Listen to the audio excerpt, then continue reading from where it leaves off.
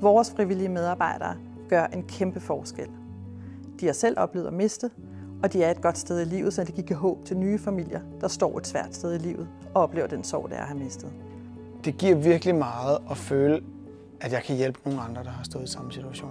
Jeg håber, det kan give dem noget håb om, at man godt kan komme ud på den anden side, og man kan overleve det her. For der er virkelig tidspunkter, hvor man føler, at man ikke kan. Det at se forældrene, fra jeg møder dem første gang til sidste gang, at se den udvikling, som sker fra det første møde til det sidste møde. At se, at selvom de er i deres livs sorg,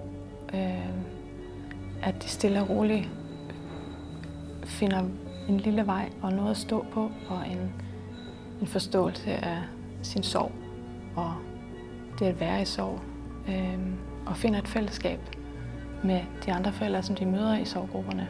Så det er også helt klart for mig et sted, jeg tager hen med min søn. Han er jo med mig i det her, det er jo derfor, jeg gør det. Han bliver meget nærværende for mig, når vi sidder i de her grupper. Og helt klart handler det jo ikke om min sorg, men det handler om noget, jeg føler, jeg kan gøre sammen med ham for nogen, der har det rigtig svært.